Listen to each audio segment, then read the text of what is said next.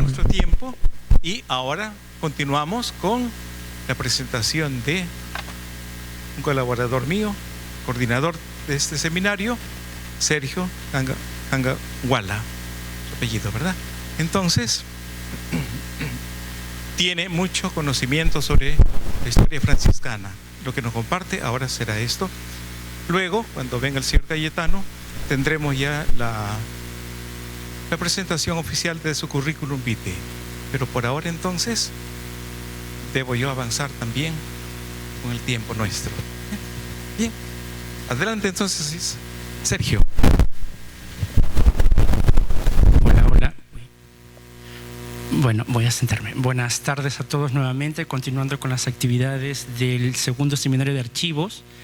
En esta ocasión voy a presentar la ponencia dedicada al proyecto propiamente dicho.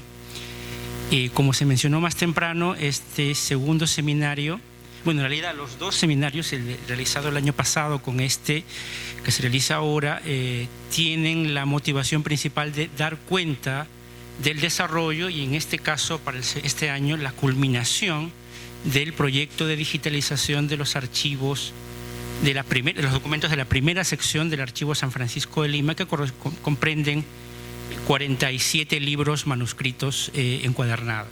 En algunos casos también contienen impresos. Bueno, el objetivo, las labores del proyecto de digitalización de los libros se marcan dentro de los objetivos del programa de archivos en peligro de la British Library, EAP para sus siglas en inglés, que consiste esencialmente, primordialmente en el salvataje documental mediante el financiamiento de la digitalización o fotografiado de documentación que se encuentra en situación de riesgo o deterioro, ¿no? En nuestro caso específico, el proyecto titulado, bueno, tiene el código 1487, tiene por finalidad digitalizar, ya lo mencioné, 47 libros, 41 de ellos llamados registros y 6 de ellos libros de novicios. Luego detallaré los contenidos aproximados de los tipos de estos libros de la primera sección, como lo he mencionado, ¿no? Bueno, no está de más mencionar que la digitalización de estos fondos naturalmente ayudará a su conservación en el tiempo. O sea, podemos lograr fijar en un momento determinado de estos años el estado de conservación de los documentos para poder disponer de imágenes digitales que puedan ser revisados en adelante, ¿no? Ya será motivo de otras, digamos, reflexiones, pensar qué incluso podría llegar a pasar con esos fondos digitales, ¿no? Eso será motivo de quizá otras reflexiones, porque también entendemos eso tendría algún momento también tendría una duración limitada, entendemos, obviamente, ¿no? Otra cosa importante es el tema de la accesibilidad. Es otra de las finalidades que ha tenido el financiamiento y el impulso dado desde el Archivo Franciscano, ¿no? Poder poner a disposición los expedientes, los legajos, para que los investigadores puedan por primera vez de manera masiva y completa disponer de los fondos, leerlos, investigarlos, ¿no? Realizar investigaciones, producir conocimiento, ¿no? Independientemente de que esto pueda parecer, digamos, una mera estrategia de salvataje documental, creemos que también el fin último debiera ser que esos documentos digitalizados puedan ser aprovechados para la investigación. De nada serviría que estuvieran simplemente digitalizados y guardados en discos duros y que nadie pueda aprovecharlos, por supuesto. Voy a hablar ahora de los fondos del archivo. Bueno, para quienes no conocen el archivo tiene varias secciones. La sección más importante, en cierto sentido, la que conserva el mayor, el volumen documental más nutrido por su antigüedad y por su calidad en términos fundacionales, también para la historia eclesiástica franciscana o para la historia de la evangelización de una orden en particular, están en este fondo, ¿no? Tiene dos series, libros de registros y libros de novicios. Aquí hay que entender que estos libros de registros pueden ser llamados en términos archivísticos como legajos. legajos que están encuadernados y que tienen, dependiendo de la temática de tal o cual volumen, una cantidad determinada de expedientes. En algunos casos, algunos expedientes pueden estar dedicados a una región en particular, a una doctrina, por ejemplo, o a un asunto eclesiástico de la provincia, pero en otros casos han sido compilados sobre la base de expedientes sueltos, ha dependido de la voluntad de los archiveros que nos precedieron en los siglos pasados, del interés y de los conocimientos de la época, tener la capacidad de archivarlos, de compilarlos y, bueno, en algunos casos, por supuesto, los conocimientos actuales nos permiten entender de que se puede esto mejorar, pero es el material que tenemos, ¿no? Para hacer un resumen, una descripción general, luego voy a abundar sobre estos puntos, pero una descripción muy simple de lo que se entiende por un libro de registro del Archivo Franciscano es que contiene información histórica variada, de tenor administrativo, interno de la orden, por ejemplo, pero también rica información, y esto es importante para los investigadores que nos acompañan hoy día, rica información de corte etnohistórico, de doctrinas de indios, por ejemplo, escritos de indígenas, padrones de visitas, pleitos, tributos. En el caso de los libros de novicios, consisten en expedientes a manera de pequeños currículums vitae de los postulantes, de los novicios que querían acceder a la orden franciscana, ¿no? Como hoy día suele pasar, los postulantes solicitaban mediante un trámite, en este caso la redacción de un pedido de ingreso a la autoridad eclesiástica de turno, pedían, digamos, ser incorporados a la orden. Y las autoridades eclesiásticas de turno evaluaban este pedido y generaban documentación que se acumulaba y formaba el currículum, el expediente del postulante. Luego podremos detallar más específicamente el proceso, si se quiere, de elaboración o redacción de un libro, en este caso de novicios, con un ejemplo puntual también. Bueno, en cuanto a la elaboración de la metadata, este proceso es complementario e imprescindible que acompaña el proceso de digitalización propiamente dicho, o sea, la creación, creación del archivo digital. De nada serviría tener un archivo digital si no está debidamente identificado sus contenidos, procesado, digamos, su ordenamiento en un legajo, un expediente, en un libro, porque esta información, si no podría ser estudiable o procesable, por ejemplo, de parte de la Biblioteca Británica, cuando esto los envíe a Inglaterra, ¿no? Es por eso entonces que la información tiene que estar debidamente descripta, ¿no? Para los fines del proyecto, la descripción, como disponemos de 47 libros, la identificación mínima que se requiere consiste en 47 descripciones generales que acompañan a cada libro. Complementarios a ellos estarán, por supuesto, disponibles también los catálogos descriptivos de cada uno de los libros. Felizmente, muchos de ellos tienen índices que pueden ser desarrollados y naturalmente ayudan a que el investigador encuentre información mucho más precisa de tal o cual temática. Si la información general de la metadata que se envía a British, que acompaña a cada libro, es, digamos, de tenor general, la descripción detallada de los catálogos sí ayudará con precisión a encontrar, por ejemplo, tal o cual temática, tal o cual asunto, tal o cual aspecto relativo a la vida de tal o cual personaje. Si uno quiere investigar la doctrina de tal o cual provincia, los catálogos ayudarán a encontrar esa información. Lo mismo para el caso de novicios, que deberá estar esto debidamente identificado, en este caso los descriptores onomásticos, ¿no? Entonces continúo con complementar el proceso de digitalización. Se realiza la elaboración de la metadata, que consiste en la información descriptiva de los contenidos de los libros manuscritos. Así se detallan los expedientes presentes en el legajo o libro con su información cronológica, así como onomástica, toponímica y antroponímica, que nos permita situarnos históricamente en el contexto de los documentos.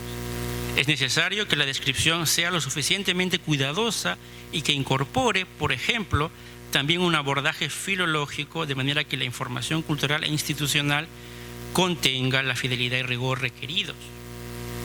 Y aquí voy a hacer un ejemplo de un modelo de metadata. En realidad es un modelo que podría decirse genérico, que describe los contenidos de un libro de novicios prototípico.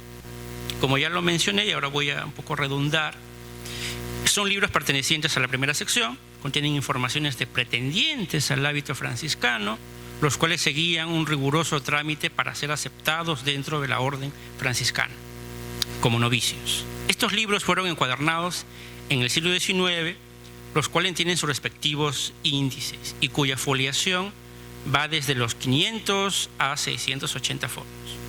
Este tipo documental sigue por lo general una estructura prototípica o estereotipada en su organización y contenido interno, y que conlleva al desarrollo y trámite del expediente a cargo del postulante interesado, futuro novicio, que generaba el informe de postulación.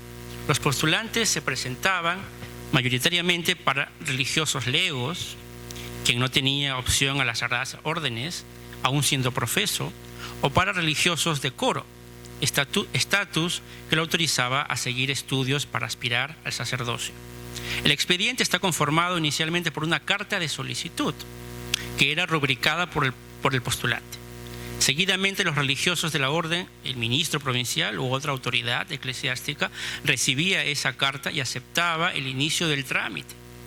Luego de ello, se procedía a realizar una averiguación sobre el origen y filiación del postulante, lo que requería que se llamase a testigos que puedan dar testimonio sobre él. Estos testigos respondían a un cuestionario que los interrogaba sobre el origen de los padres, si estos eran casados en nombre de la Iglesia, y si su hijo era legítimo o natural en algunos casos. También se indagaba sobre las buenas costumbres de los padres, si estos no tenían deudas o si descendían de moros, judíos o conversos. En algunos casos se incluye información personal sobre la inclinación del interesado a la vida religiosa.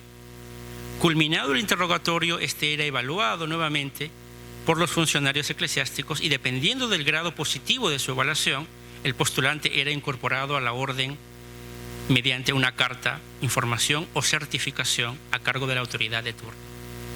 Naturalmente, todos los expedientes de estos libros son casos positivos o de aceptación de postulantes. Los postulantes adjuntaban además documentación relevante como certificación de bautismo, cartas del apoderado o licencia de algún superior en los casos en que el postulante estaba en la vida militar, para dar más fuerza a su pedido.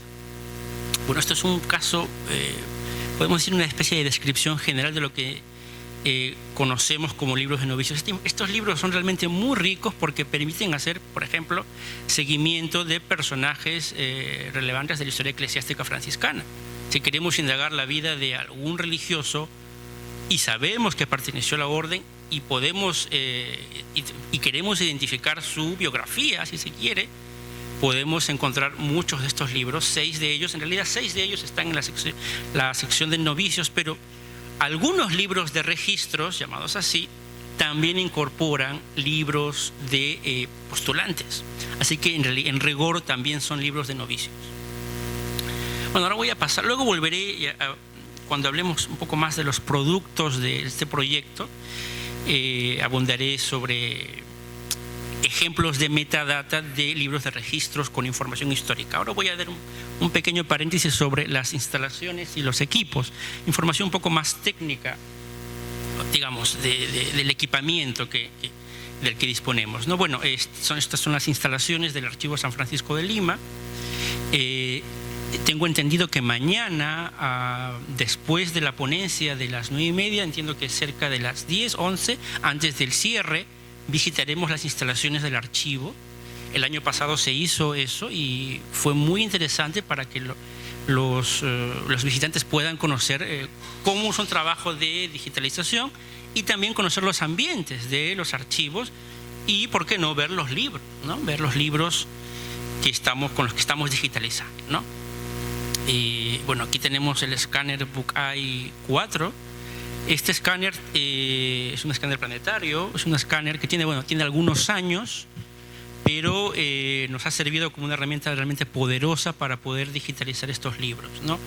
Entendemos que los proyectos que British también financia, dependiendo del financiamiento que ellos dan, permiten en muchos casos que los equipos, por ejemplo, sean máquinas fotográficas, ¿no? En este caso, para suerte del proyecto, se disponía del escáner que se había comprado en un proyecto pasado hace como 7 u 8 años, ¿no? Entonces se aprovechó para que este equipo se trabaje en el proyecto. Y bueno, el equipo realmente da la talla, ¿no? En cuanto a los productos, mañana podremos ver directamente el proceso de escaneo, creo, ¿sí? Y podremos abundar más sobre eso, ¿no? Ahora vamos a hablar un poco de los productos que ya estamos, no lo mencioné, pero estamos ya en la etapa final. Terminamos en abril, en realidad el proyecto comenzó el año pasado.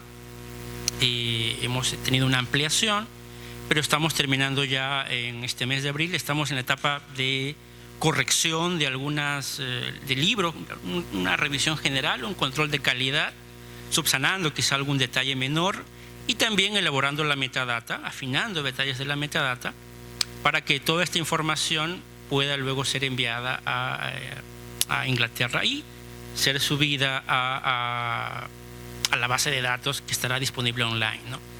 El total de libros comprende un total de 63.000 imágenes. En realidad llega casi a 64.000. Para que se hagan una idea, el libro 23, contiene 1.647 imágenes, aproximadamente más de 800 folios, y tiene un peso de 53.7 gigabytes, ¿no? Las imágenes están en formato TIFF, con un peso aproximado, cada una de ellas, entre 38 a 40 megabytes, con una calidad de 300 puntos por pulgada. Es un estándar de calidad que obviamente sigue criterios, digamos, el estándar internacionales, pero también para los fines del proyecto específicamente, ¿no? No se ha mencionado tampoco, pero seguro algunos lo saben, el Perú tiene ya varios archivos que han formado parte de los programas financiados por British, ¿no? Uno de los, creo, por su complejidad y riqueza y por lo modélico del caso, podemos mencionar el archivo de la diócesis de Huacho, ¿no? Dirigido por don Melesio Tineo, pero también el archivo de la Beneficencia de Lima, que incluso participó en 2 proyectos, el primero de ellos con el doctor Jesús Cosamalón y el segundo hace un par de años con el doctor Gabriel Ramón.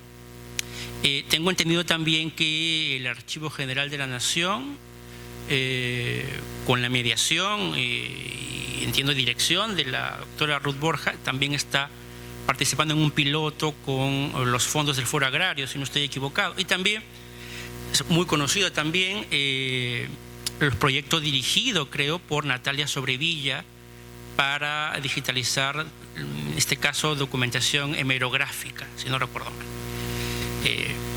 Entonces, dentro de ese, digamos, y también el Instituto Ribagüero actualmente, dirigido por la doctora, no recuerdo cómo se llama, la doctora de Alegre, ¿no? Magali Alegre, del Instituto Ribagüero, también están digitalizando una colección importante, creo que de Félix de Negri. Entonces, como ven, hay muchas colecciones, fondos documentales que están llevando este proceso de digitalización, ¿no? Una cosa más importante técnica, mañana también lo veremos, pero para que se hagan una idea, la información digital luego de su generación es rotulada con un programa, Total Commander, que permite trabajar de manera masiva con una cantidad, por ejemplo, de 1.000 imágenes. Generamos un código, una codificación, una especie de algoritmo, y el programa está diseñado para rotular, ¿no? Etiquetar, digamos, con una codificación para que esto esté organizado, ¿no? Otro producto, ya lo he mencionado, ¿no? Es la metadata, y aquí voy a volver a lo que les comenté, ¿no?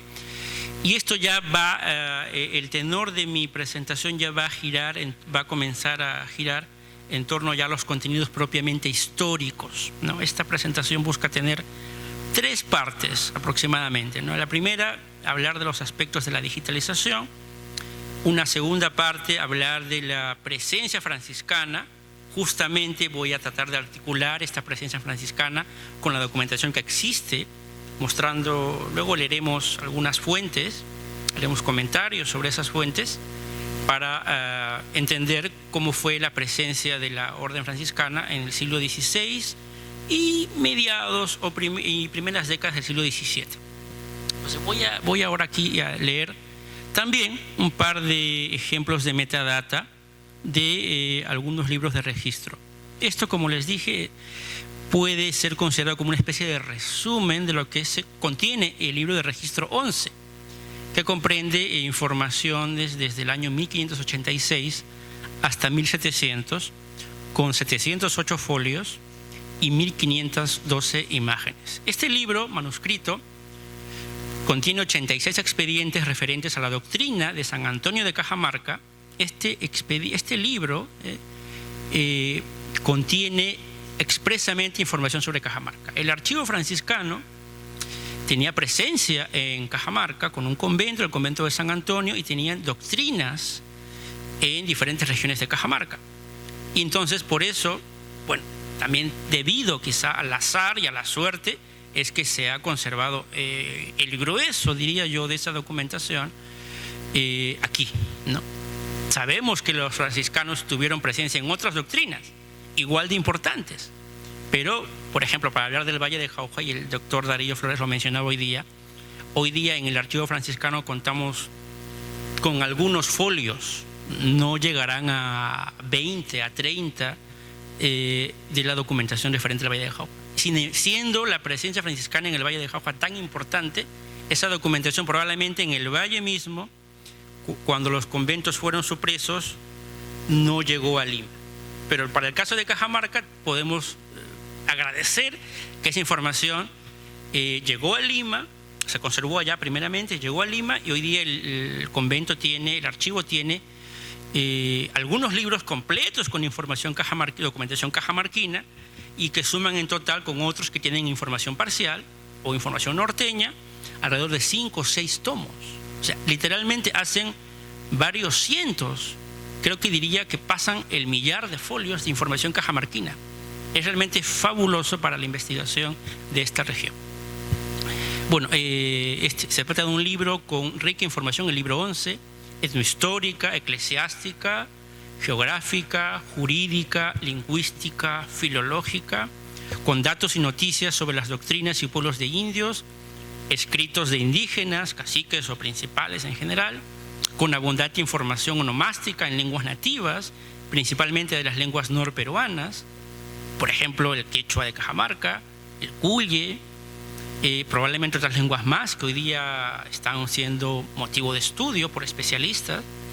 Entre la variedad de información de interés en las temáticas mencionadas podemos indicar, por ejemplo, diversas provisiones reales, originales, todas, del virrey Luis de Velasco en 1600, Juan de Mendoza y Luna, don Luis Jerónimo Fernández de Cabrera y Bobadilla, el conde de Chinchón, el padrón de indios de las doctrinas del señor San José, San Pedro, San Sebastián y la del hospital en Cajamarca del siglo XVII, escritos, traslados y testamentos a cargo de indígenas, como el testamento de Antonio Malcadén de 1646, el escrito de Melchor Carguaraico, famoso escribano indígena. Toda esta información, además, por si no lo saben, es información producida por indígenas. Esto es importante, ¿no? Porque Cajamarca, y no solamente Cajamarca, muchas doctrinas de indios tenían, y esto lo podré mencionar después, una cultura letrada, una cultura jurídica muy sofisticada. Y eso permitía que, digamos, las comunidades, los actores políticos de esas regiones produzcan escritos, escriban, ¿no? Entonces, bueno, continúo. Expediente de Juan Bautista Astoquipán, un texto del escribano Diego Cosalingón. Estos nombres, además, muy probablemente se vinculan a lenguas como el cuye o lenguas como la que se está ahora postulando, creo que con mucho rigor, la lengua de Guzmango, ¿no? Y este documento, que es una especie de joya documental, una primicia que creo que nadie ha explorado o estudiado o reseñado, y lo mostraremos después, y incluso podremos hacer un trabajo de lectura entre todos, si se puede.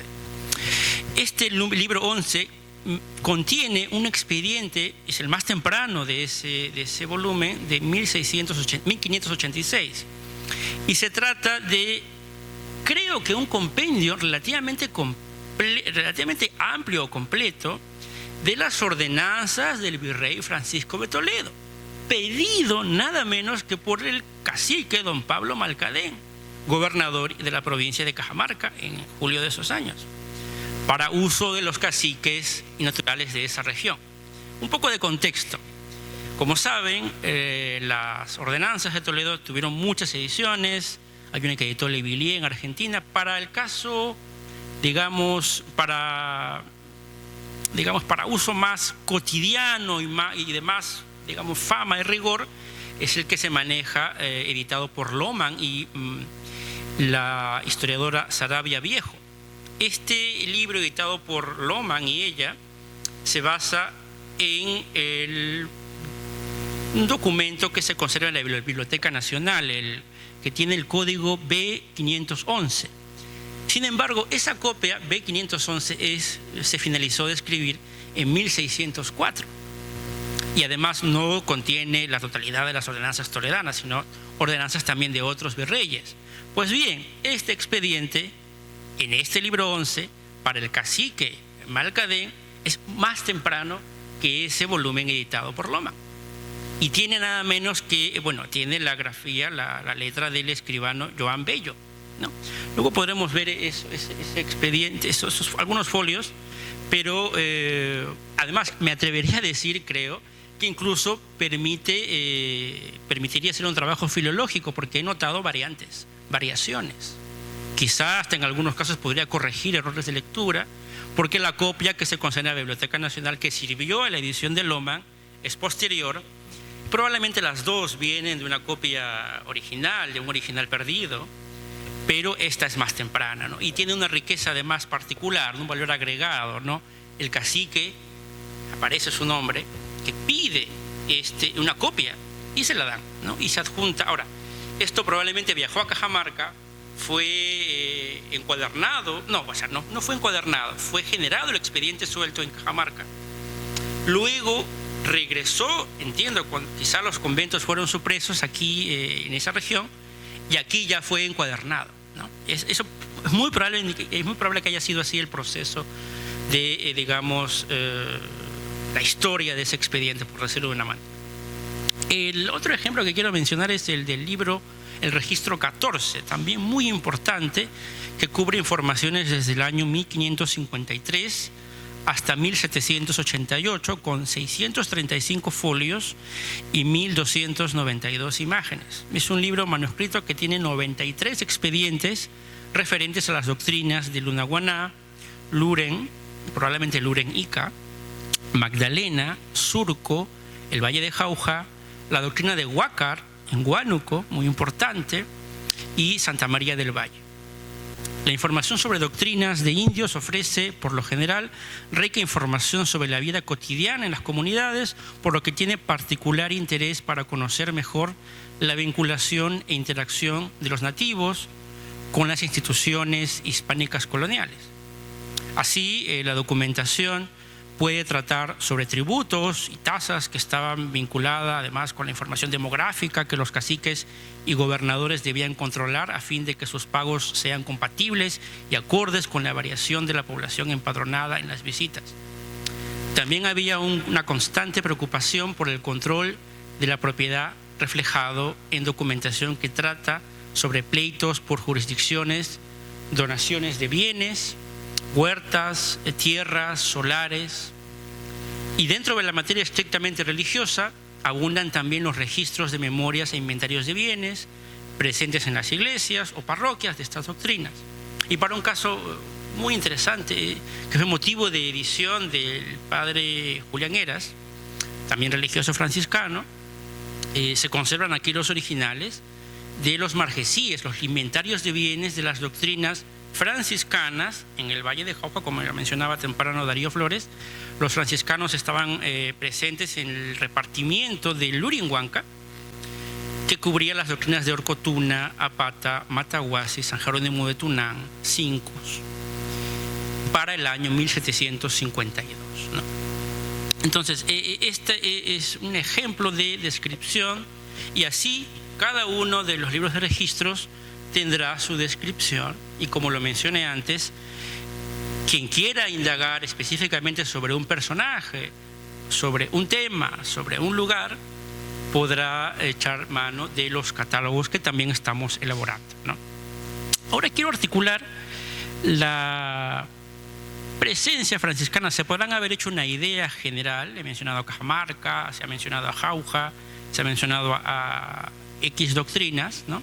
Pero ahora quiero brindar, compartir con ustedes dos fuentes históricas, una conocida y otra que, bueno, no es que la descubrí, pero la encontré hace poco, y ofrece un inventario, un listado, digamos, de tenor cuantitativo y descriptivo también, de la presencia franciscana en el siglo XVI y en el siglo XVII. Creo que podrá servirles de mucho, incluso para quien quiere investigar, porque esta información es relativamente completa para esos años, ¿no? Bueno, a continuación voy a hablar de aspectos más históricos, y para cerrar mostraré una galería fotográfica con un ensayo de lo que entiendo por paleografía lingüística, ¿no? Bueno, este documento en realidad es un... bueno, yo lo he copiado, yo lo he trasladado, digamos, de la edición que hizo el padre Tibesar en su libro Comienzos de los franciscanos. El original está en la Biblioteca Británica, en la sección de manuscritos adicionales, y es un inventario de las doctrinas y conventos franciscanos en las provincias franciscanas de todo, digamos, de todo el Perú, de todo el virreinato, ¿no? Esta información comprende, está ubicada en el año 1589, y creo que cubre, sí, podemos ser así de categóricos, el reporte de la presencia franciscana a nivel conventual y a nivel de doctrinas en todo el espacio andino, ¿no? Bueno, voy a leerlo, creo que es importante para que se hagan una idea. Quien quiera investigar alguno de estos lugares, con seguridad podrá saber que documentación de todos esos lugares está en el archivo franciscano. Entonces, eso nos da una idea de la riqueza documental de los fondos del archivo. Ahora, una cosa importante, el archivo franciscano ha sufrido mermas documentales, ¿no? Para hablar de dos archivos que tienen documentación franciscana, dos repositorios. El año pasado don Cayetano mencionaba los libros de registros perdidos que se conservan en la Biblioteca Nacional. Hoy día las asignaturas son conocidas. Quien vaya a la Biblioteca Nacional y sabe pedirlos con los códigos respectivos podrá trabajarlos, pero tienen que saber que esos libros alguna vez pertenecieron al fondo franciscano. El otro gran archivo que contiene rica información franciscana es el archivo del Ministerio de Relaciones Exteriores, el llamado Archivo Histórico de Límites. Ese archivo, bueno, yo lo he visitado el año pasado, he hecho un trabajo intensivo de algunas regiones, y también me he beneficiado, muchos lo conocen, este catálogo que confeccionó la señorita Laura Gutiérrez Alburu, exdirectora del Archivo Arzobispal de Lima, con el padre Julián Heras. Ellos hacen un inventario de la documentación franciscana que está en este archivo, ¿no? Así que quien quiera de alguna forma completar la documentación que no está aquí, tendrá que ir a esos archivos para seguir indagando, ¿no? El señor Nibardo mencionó en la mañana la figura de Jerónimo Doré. Pues bien, si uno quiere indagar en la figura de Jerónimo Doré, tendría que revisar dos documentos clave, ¿no? La vida de Jerónimo Doré, que está en el libro 35, que no está en el archivo franciscano aquí, pero está en la Biblioteca Nacional. Lamentablemente no está a servicio, el libro parece que está muy deteriorado y no tiene un código de barras, pero entiendo que si uno lo pide desde caja fuerte podrían prestárselo. además, el doctor Cook, David Noble Cook, acaba de publicar hace un par de meses una biografía probablemente la más completa, un trabajo de muchas décadas, una biografía de Jerónimo Doré, justamente, y ha tomado como, digamos, fuente primordial este libro, ¿no? Ahora, la otra fuente se conserva en el Archivo de Indias, en la Audiencia de Charcas, que también está ahí la relación de méritos de Jerónimo Doré. Esta documentación que tengo y he leído, el transcripto, tiene rica información para conocer el rol lingüístico de Jerónimo Doré en la doctrina de los coyaguas, ¿no? para el sur peruano. Lamentablemente los originales de estos materiales lingüísticos se perdieron por esos años. Sabemos que él los redactó, sabemos además que él preparaba una segunda edición aumentada del símbolo católico indiano, tenía artes gramáticas y diccionarios completos de este aymara y quechua de la zona sureña y del aymara coyabino en particular, pero no se editaron, ¿no? Él fue a Nápoles en 1607, editó allá sus rituales, pero no sabemos, seguro que los llevó, pero no sabemos si se perdieron en Italia o esto luego regresó aquí y quedó perdido. Lamentablemente en el archivo franciscano no se encuentran. Habría que hacer un seguimiento quizá en los conventos en donde él estuvo, probablemente en Cusco o Potosí, pero lamentablemente siguen perdidos, ¿no? Bueno, voy a leer ahora las guardianías, o sea, donde estaban los guardianes y los conventos, eran los siguientes, ¿no? Este convento, San Francisco de Lima, luego el de la ciudad del Cusco, el de la ciudad de La Plata, y estos son ya Bolivia, ¿no? En la villa de Potosí, el valle de Misque, el convento de Pocona, el convento de la villa de Oropesa, que hay que entender aquí, Cochabamba, Bolivia, la ciudad de La Paz, la ciudad de Arequipa, el convento de los Coyaguas, que además estaba ubicado en un pueblo de indios, ¿no? En el Colca, hoy día es la provincia de Caylloma, el convento de la ciudad de Huamanga, muy importante, que hoy día sigue abierto a la investigación, el convento en los valles de Jauja, bueno, el valle del Mantaro, ¿no? En Ica, en Cañete, en Huancavelica, en la villa de Arnedo, lo que hoy día entiendo que es Chancay, si no me equivoco, en Huánuco, en Trujillo y en el convento de la frontera de San Juan de los Chachapoyas, el convento de Cajamarca, que tenía además muchas doctrinas, ahora lo veremos, la villa de Saña, el convento del valle de Chiclayo, que también era de indios. Siguiente, por favor.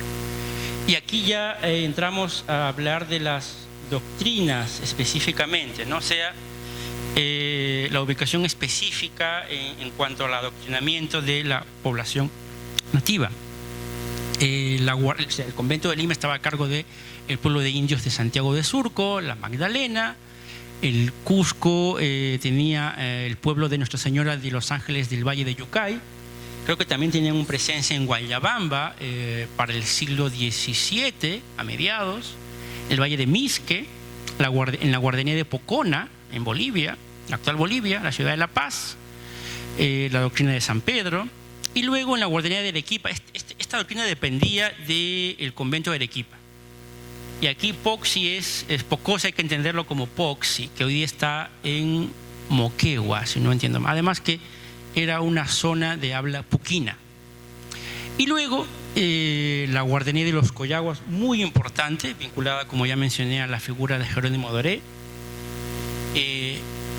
Y luego, bueno, con las doctrinas de la Asunción de Chivay, Santiago de Coporaque, San Antonio de Callay, Achoma, San Pedro de Tisco, la Concepción de Lari, Santiago de Madrigal, San Francisco de Tuti, la guardianía de Jauja, en el Valle del Mantaro, en el medio del valle, lo que dice la provincia de Concepción y parte de Huancayo, el pueblo de San Jerónimo de Tunán, San Francisco de Orcotuna, Mito, la Natividad de Apata, Asunción de Mataguasi, Santiago de Comas, que estaba en la zona más de los Andes, o sea, las zonas más cálidas, donde cultivaba, por ejemplo, beneficio de coca, y Santa Ana de Cincos. Y a cargo de la guardianía de Ica, la doctrina de Santiago de Lurin Ica, ¿no? Porque había Lurin Ica y Anan Ica. Sí, luego, a cargo de la Guardianía de Huánuco, la doctrina de San Cristóbal, San Miguel de Huácar, San Pedro de Acamayo.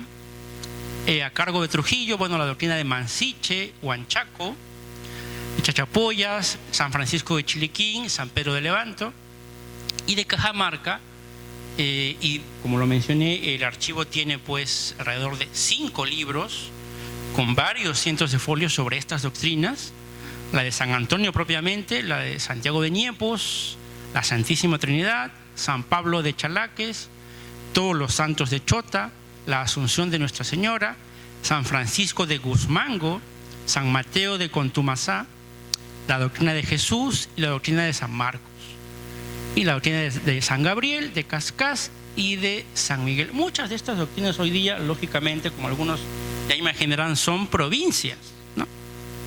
Y verán la estructura, ¿no? Para hablar un poco de nomástica, tiene la característica del nombre de la doctrina es un binomial. Un nombre castellano, una advocación a un santo o santa, o a un misterio, por ejemplo, y el nombre en lengua nativa, ¿no? San Agustín de Coyahuas, por ejemplo, ¿no? O San Jerónimo de Tuná, o San Antonio de Tarahuasi, supongamos, ¿no? O sea, un nombre castellano, la advocación a un santo o santa, y un nombre en lengua nativa. Luego, para terminar ya con la presencia de los franciscanos en Chiclayo, la doctrina de Nuestra Señora de los Ángeles, la doctrina de San Miguel, la doctrina de Ete, ¿no? Y aquí también aparece para este año, en 1589, el convento de Nuestra Señora de la Gracia de la ciudad de Trujillo, el convento de Santa Clara de la ciudad de Huamanga y el convento de Santa Clara de la ciudad del Cusco. Para quienes estudien Huamanga, por ejemplo, hay muy rica información sobre Santa Clara de Huamanga. Y también está una vez más vinculada a los Oré, porque el padre de don Jerónimo, el viejo Oré, Antonio Oré, fue, si no recuerdo mal, si no estoy equivocado, se encargó de financiar con las rentas de las minas de la zona minera, bueno, Huamanga y Huancavelica eran zonas ricas en minería. Entiendo que las minas de Hatun Sora, probablemente en Huamanga, y las de Huancavelica, las de minas de Azogue, financió la edificación de estos conventos y logró que sus hijas fueran incluidas como religiosas. Y hay documentación de ellas en este archivo. No. Siguiente, por favor.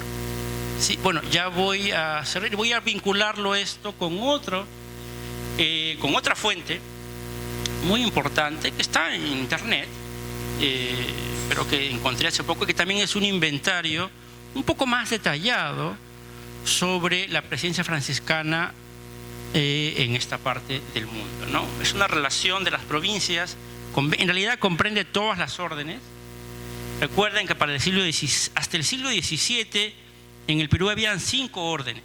Estaban los franciscanos, dominicos, agustinos, mercedarios y jesuitas. Hasta mediados del siglo XVII, podríamos decir.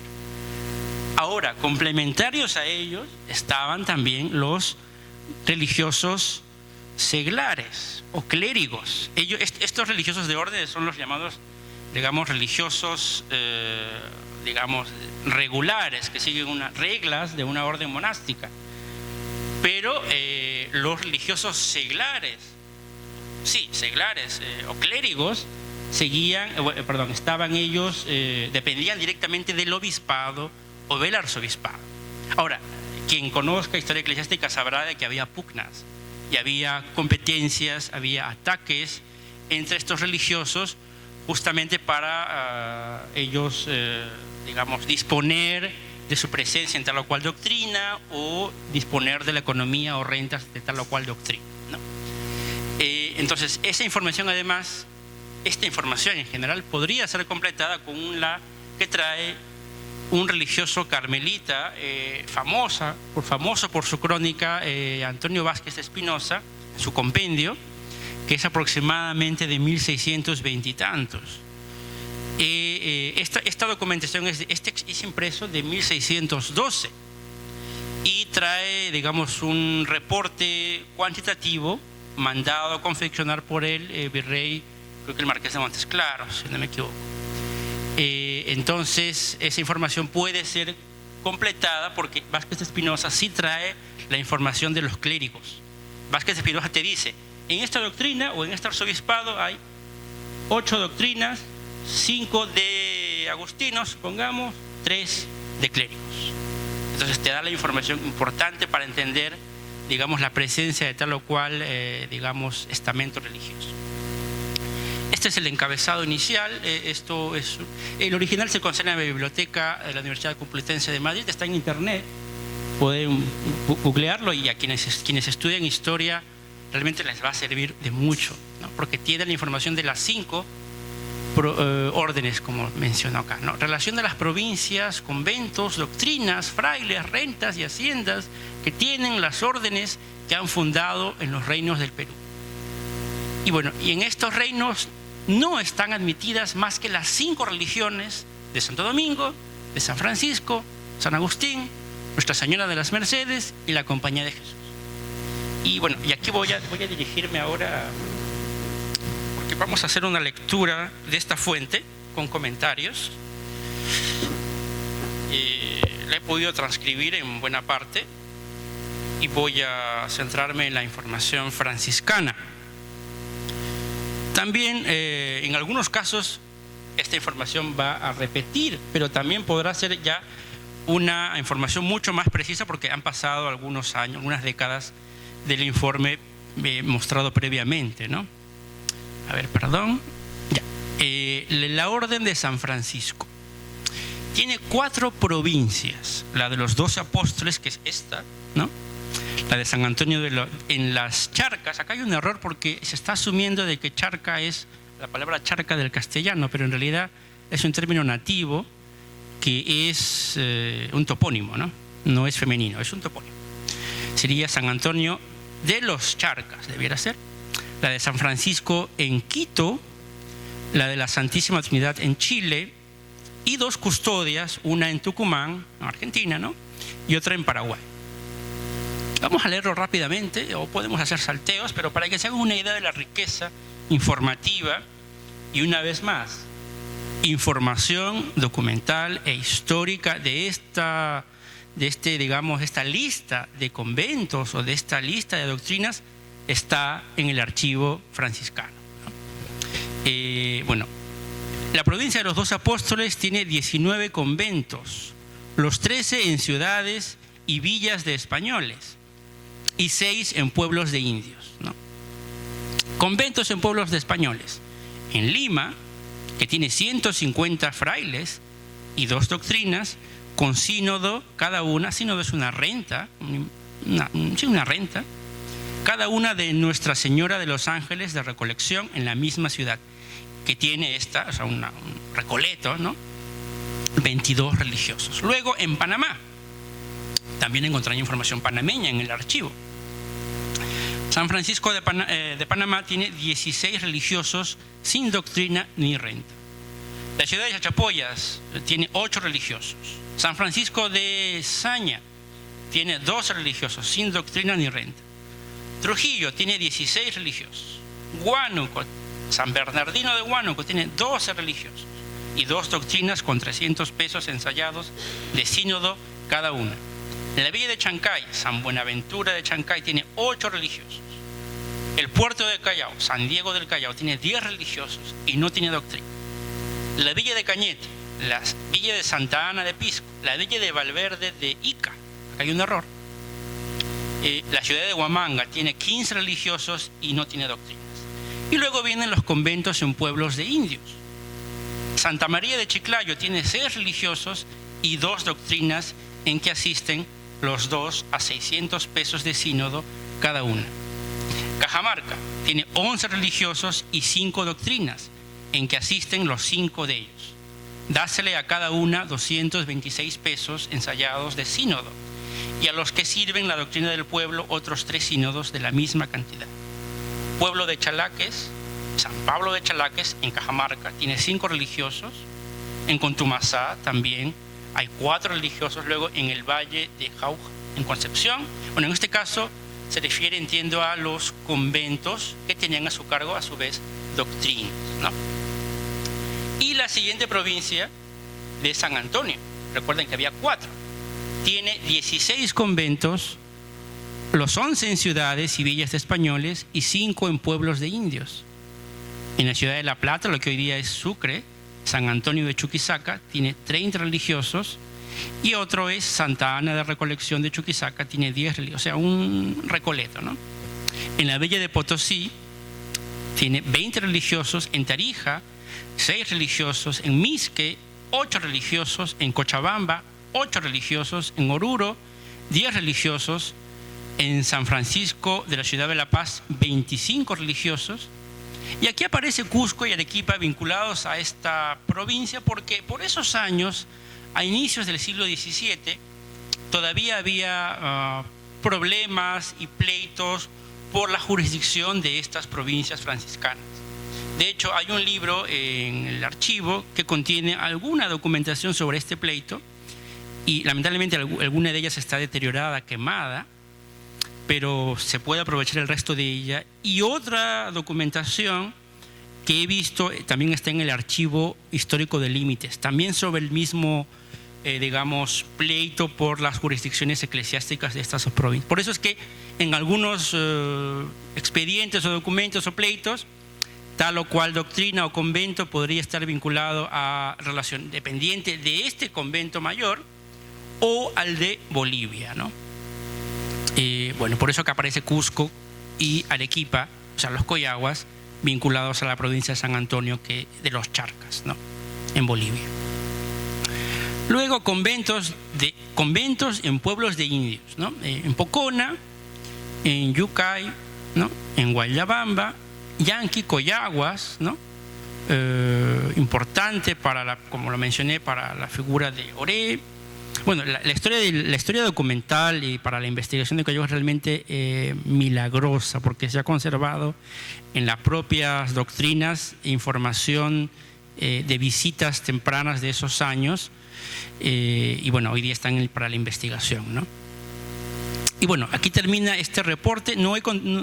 Para efectos de la presentación no incorporé las provincias ecuatoriana, chilena y argentina, pero en el expediente original está, por supuesto, y como les dije, también tiene información para agustinos, mercedarios, y aquí una información como una especie de resumen general de la presidencia franciscana, de las órdenes. Y recuerden, a esto habrá que complementarse la información de los clérigos, ¿no? Y para eso servirá la crónica de Vázquez de Espinosa. Bueno, el resumen de las provincias, conventos, religiosos, doctrinas y rentas que tienen las órdenes de Santo Domingo, San Francisco, San Agustín, la Merced y la Compañía.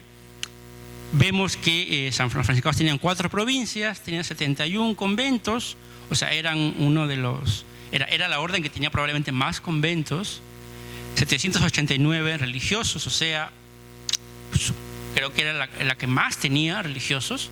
En segundo lugar estaban los dominicos, ¿no? Tenía menos doctrinas, pero ocupaba, sin embargo, un puesto igual de alto, ¿no? El segundo o tercero en cantidad, ¿no? Lamentablemente aquí no aparece deducido la renta, pero se podría hacer si hace uno la sumatoria doctrina por doctrina, ¿no? Entonces, bueno, he querido mostrar esta fuente. Es un impreso, pero creo que puede servir de mucho. Fue mandada a elaborar por el virrey Marqués de Montes Claros por 1612 y el impreso luego fue reusado a mediados del siglo XVII. Bueno, ahora voy a pasar a la última parte de esta ponencia, que va a estar dedicada a... En realidad es una excusa para poder hablar de paleografía lingüística, ¿no? Pero al mismo tiempo tratar de ofrecerles una galería de imágenes para que puedan, digamos, ver la documentación que hemos digitalizado, ¿no? Algunos presupuestos previos, ¿no? lo que hoy día, bueno, todos los que tenemos vínculo con los estudios históricos o que trabajamos desde nuestros diferentes campos, de la aproximación diacrónica que tenemos con nuestro pasado, hemos tenido alguna vez formación o trabajamos haciendo paleografía, ¿no? El acercamiento, digamos, manual, digamos, directo, primario, básico, hacia un documento es haciendo una lectura paleográfica, dependiendo obviamente de su temporalidad, ¿no? Lo que hoy día vengo a ofrecer es lo que entiendo que hoy día, gracias a los desarrollos de la lingüística andina, ¿no?, podemos postular legítimamente como una paleografía lingüística, ¿no? En la mañana se mencionó muy acertadamente la importancia del latín, por ejemplo, ¿no?, para los conocimientos de nuestra historia jurídica, legal en general, y vinculado además a otras ramas del saber. Igual importancia, creo, dependiendo obviamente de las características del objeto de estudio, igual importancia tiene que tener un acercamiento a nuestra realidad lingüística digamos, del Perú, ¿no?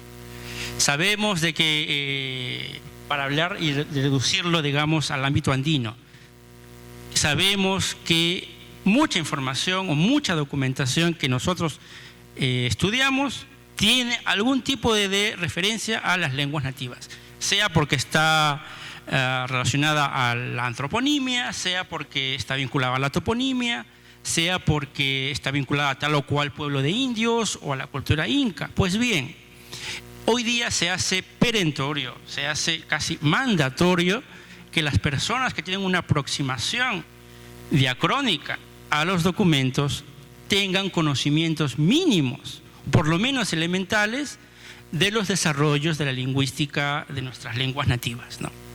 Voy a especificar en este caso los desarrollos de la lingüística andina, que conozco un poco mejor, pero igual metodología se puede hacer para las lenguas amazónicas, ¿no? Y cuando hablamos de lingüística andina hay que entender además algunos aspectos, digamos, de detalle, ¿no? Porque creemos o pensamos, porque esto quizá no está tan difundido, que en el Perú se habla quechua o se habló quechua, y el quechua es una unidad monolítica y que no hay diversidad, o a lo sumo se piensa de que esto no es tan relevante. Pues bien, hace aproximadamente 50 años los estudios de lingüística andina se iniciaron en esta parte del Perú, y gracias a los desarrollos de investigaciones de Gary Parker y Alfredo Torero, sobre todo Torero, ¿no?, seguidos luego por investigadores como Rodolfo Cerrón Palomino o Willem Adelar o Gerald Taylor. Y gracias a los estudios también pioneros y, digamos, medulares de la lingüística sanmarquina, y hoy día la lingüística desarrollada en la Universidad Católica, podemos tener conocimientos precisos, seguros, de dialectología. O sea, podemos postular que hay una diversidad dialectal muy rica, ¿no? Y si articulamos esta información dialectal con los documentos, les puedo asegurar que para cada variedad de lengua, supongamos de quechua, existiría idealmente documentos en los archivos. Ahora, una cosa de base, ¿no? Algunos, digamos, arguyen que nuestra situación lingüística en términos de documentos en lenguas nativas no es comparable a la de México, por supuesto, pero aquí tenemos que echar mano de otro tipo de documentación, sobre todo para lenguas pobremente documentadas. Sabemos, y es real, de que no hay documentación textual, existe, pero es, digamos, breve, relativamente escasa, pero podemos echar mano de otro tipo de información, de documentación con valor lingüístico para los estudios, digamos, que queremos emprender, ¿no? Esto además ha tenido un impulso muy grande para los estudios de lingüística histórica, ¿no? Las lenguas andinas mayores, el quechua, aymara o el puquina ya extinto, o lenguas como las lenguas de la costa norte, o las lenguas de lo que hoy día es la región de Cajamarca, el Cuye, o la lengua de Guzmango, ¿no? También estos avances nos permiten conocer mejor el léxico, ¿no? Delimitar el léxico vinculado a tal o cual variedad, ¿no? Dependiendo de rasgos que podamos identificar. Y esto además también ha reforzado los estudios de onomástica y etimología, ¿no? Para conocer, por ejemplo, la historia cultural de las instituciones. Supongamos que queremos emprender estudios onomásticos sobre la lista de seques, de las huacas del Cusco. Hoy día estamos en condiciones de poder hacerlo. Si queremos construir léxicos históricos de toponimia histórica, hoy día estamos en condiciones de emprenderlo y con ello delimitar y poder reconstruir geografías lingüísticas, estamos hoy día en condiciones de hacerlo, ¿no? Y también una cosa importante, dar cuenta del contacto de lenguas, ¿no? No solamente entre las lenguas nativas, entre ellas, sino también con el castellano, obviamente, ¿no? Y que esto ha generado la existencia del castellano andino y también variantes de este castellano andino, ¿no? Bueno, he mencionado con una especie casi digamos, de dictum, ¿no? Esto de los avances de la lingüística andina, ¿no? Pero voy a hablar ahora, vincularlo ahora con la paleografía, ¿no? Y voy a dar cuenta ahora de algunos presupuestos, ¿no? De lo que, sin ánimo de, digamos, de criticar a los que ejercen la paleografía, pero dar cuenta de una realidad que se ve justamente por desatender estos aspectos lingüísticos elementales a cualquier estudio histórico, ¿no? O sea, cualquier persona que estudia una realidad diacrónica de un expediente, de un documento, debiera saber que ese documento está escrito en tal lengua y debiera conocer mínimamente esa lengua, ¿no? Pero lamentablemente esto no suele ser el caso, ¿no? El acercamiento primario a la realidad documental textual se da a través de su desciframiento, ¿no? O sea, con la aplicación de los conocimientos paleográficos que el especialista de turno aplica. Sin embargo, este abordaje se ve distorsionado muchas veces por un enfoque simplista que busca, por ejemplo, lograr capacidades básicas en lectura, prescindiendo de la complejidad textual y lingüística que los documentos ofrecen. O sea, en muchos casos, y esto podremos quizá verlos si nosotros cursamos algunos cursos que hoy día se ofrecen, ¿no? En el mercado, en muchos casos la formación cumple, digamos, con la etapa, con una primera etapa, digamos, de lograr el desciframiento de un texto, ¿no? Dependiendo de la letra y la dificultad, además basada en documentación estereotipada, o sea, textos modélicos en tal o cual tipo de letra, ¿no? Casi nunca se lee información, por ejemplo, un padrón de indios escrito por un indígena. Esa información casi no se enseña en los cursos. Sin embargo, ese tipo de documentación es la que uno más se encuentra si uno trabaja, por supuesto, este tipo de trabajos, ¿no? Sin embargo, esta experiencia, digamos, esta problemática nunca son enseñadas en los cursos tradicionales, ¿no? Y una cosa más que acabo de mencionar, no se incorporan los conocimientos de las lenguas nativas. Ni siquiera se incorporan los conocimientos en lingüística hispánica, ¿no? Es realmente paradójico que se enseñe, digamos, la historia, digamos, de un proceso de tal o cual realidad, pero no se entienda que un abordaje seguro es conociendo la lengua en que fue escrita esa noticia, esa historia, ¿no? Esto se traduce entonces en una paleografía de desciframiento, ¿no? Que puede llegar a distorsionar la información cultural e institucional que los textos, sobre todo los escritos en lengua nativa, pueden ofrecer. Y aquí queremos ofrecer algunas pautas, como una especie de indicaciones generales para tratar de, no digo paliar o resolver estos problemas, pero por lo menos poner un poco de alerta de algunos aspectos que podrían resolver o ayudar a paliar algunos de estos problemas, ¿no? En el terreno textual se debe ser consciente de la continuidad de las tradiciones discursivas que provienen de la época medieval, fuertemente vinculada con la cultura jurídica de la época, ¿no? No podemos abordar la historia de un texto o la transcripción paleográfica de un documento si no conocemos la historia textual que proviene de una tradición discursiva que se vincula al medioevo, sin duda, porque hemos heredado esa tradición. Muchas veces nosotros sabemos de que esta información estereotipada, prototípica, sigue una fórmula. Pues bien, no nos preguntamos qué fórmula sigue.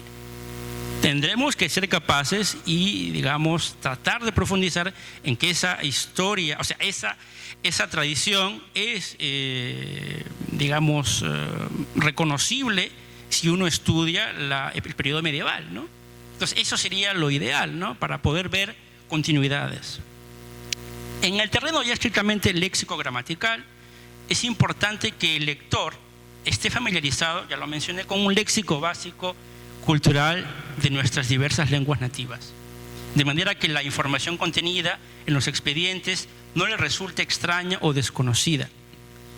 Y esto quizá es algo urgente, porque dependiendo de nuestra procedencia, en muchos casos nosotros tenemos un origen provinciano o andino. Y no me dejarán mentir, pero muy probablemente nuestros padres o abuelos tienen un conocimiento geográfico y onomástico sofisticado, fino, y podían identificar a una persona por su apellido, saber de dónde era, o podían más o menos hasta etimologizar tal o cual topónimo, con conocimientos geográficos además envidiables en muchos casos. Hoy día eso no pasa. Vemos estudiantes de las universidades que no conocen, y es triste decirlo, no conocen, digamos, la ubicación de un topónimo de topónimos tan elementales que cualquier escolar debiera conocer. Y esa información no procesada en un momento adecuado, o sea, ahí la cultura, digamos, mundana o de la vida no hace su trabajo. Entonces esa persona que va a estudiar luego paleografía o historia se encuentra frente a un vacío, y completar ese conocimiento es realmente bien triste. Es lo que podemos llevar a una pérdida cultural tremenda, probablemente irreversible, ¿no? Ahora, eso podría sistematizarse si se tiene una sensibilidad que permita conocer la geografía, conocer la onomástica, por lo menos, como lo menciono, un léxico básico cultural mínimo, ¿no? Para que cuando yo me encuentre con un padrón de indios o con una lista de tierras o con un proceso de idolatrías, con términos idolátricos, yo pueda entenderlo y transcribir con precisión y eficiencia. Porque si no conozco esta cultura, que alguna vez fue nuestra, ¿cómo podríamos nosotros desentrañar significados culturales en una lectura de un documento, ¿no? Paradójicamente, en muchos casos, tienen que ser investigadores extranjeros los que luego tengan que estudiarnos a nosotros y escriban sobre nosotros a costa del silencio de nuestros propios investigadores. Luego, para continuar, ser conscientes que en muchos casos los documentos que leen y transcriben tienen información en lenguas pobremente documentadas. Esto también es importante, ¿no? Es urgente que los que se dedican a la diacronía, sea cualquier aspecto, cualquier campo del saber, tengan esa sensibilidad, ¿no? Cuando voy a revisar un documento de Trujillo, de Chiclayo, con seguridad tengo que entender de que esa lengua ya no existe. Entonces tengo que tener un respeto hacia esa lengua y tratar de transcribirla o registrarla con la mayor fidelidad posible, porque si no, en realidad puede ser un daño el que se hace, ¿no? Pienso, por ejemplo, en lenguas como el puquina, que también está muy pobremente documentado, o el cuye, ¿no? O variedades no prestigiosas del quechua, ¿no? En el terreno pedagógico, el abordaje paleográfico no solo debe estar enfocado al trabajo con letras y grafías, yo esto ya lo mencioné, estereotipadas, sino con la enorme complejidad textual de todo tipo de escribientes. Eso también es importante, ¿no? Hasta donde yo tengo entendido, muchas veces se prescinde del estudio, quizá por cuestiones de tiempo, entiendo también, del estudio de textos de escribientes indígenas. Y se usa, por ejemplo, A veces los cursos usan las mismas láminas que se usaron hace 20 o 30 años, con letras estereotipadas, que son predecibles, que ya no ofrecen mayor dificultad y que en muchos casos a veces no nos ayudan a aprender la complejidad de la paleografía ofrece. Además, una cosa que no mencioné acá, el paleógrafo tiene que estar expuesto el mayor tiempo posible al trabajo directo con los documentos, ¿no? No sirve un curso de paleografía si yo lo apruebo y luego nunca más veo un documento en meses. No sirve, literalmente no sirve, ¿no? Crea un pseudo saber, crea un pseudo conocimiento, y en muchos casos ese pseudo conocimiento luego se plasma en transcripciones paleográficas deficientes que acompañan muchos estudios de tal o cual tenor, ¿no? Entonces eso es importante también tenerlo. Quizás es una exigencia demasiado drástica, ¿no? Pero trato de dar cuenta simplemente de estas cuestiones, no trato de juzgar ni de decir que esto debe ser así, pero trato de mostrar en lo que yo creo y entiendo que podría resolver en lo posible algo de esta problemática, ¿no? Otra cosa importante también para entender la cultura letrada reflejada en los escritos es ser consciente de la gran cultura letrada y jurídica que subyace, por ejemplo, a los escritos de indígenas. Hay que también quitarnos esta idea de que los indígenas no producían escritos, ¿no? Y una vez más, en los cursos de paleografía, ¿qué tipo de texto se enseña? ¿Qué se transcribe? Bueno, a veces una cédula real escrito por el escribano tal, pero no se lee un padrón producido por un sacristán en una doctrina X, ¿no? Hay que quitar también esa costumbre y tratar de leer directamente esta documentación. Y una cosa también importante y urgente, ¿no? La utilidad de las transcripciones no debe estar circunscripta a un único ámbito del saber, o sea, y esto es importante porque una paleografía, digamos, tal como la entiendo, en un sentido filológico, rigurosa, que incorpora conocimientos históricos de la lengua, hispánicos y en lengua nativa, podrá servir para los estudios interdisciplinarios, sin duda. Pero una paleografía que no incorpore esos conocimientos podrá probablemente solamente servir a un campo del saber. Probablemente para el historiador solamente baste obtener la información histórica, pero no digamos, ir al detalle preciso de si se escribe este nombre de tal o cual curaca con esta grafía o esta otra, o este alógrafo o este otro. Sin embargo, si incorporamos con rigor un trabajo paleográfico, tengamos por seguros que esta transcripción paleográfica podrá servir a un número mayor de saberes, de campos de investigación, ¿no? Entonces, esas cuestiones quería mencionarles. Ahora para cerrar ahora, compartir con ustedes una galería de fotos de algunos documentos del archivo franciscano.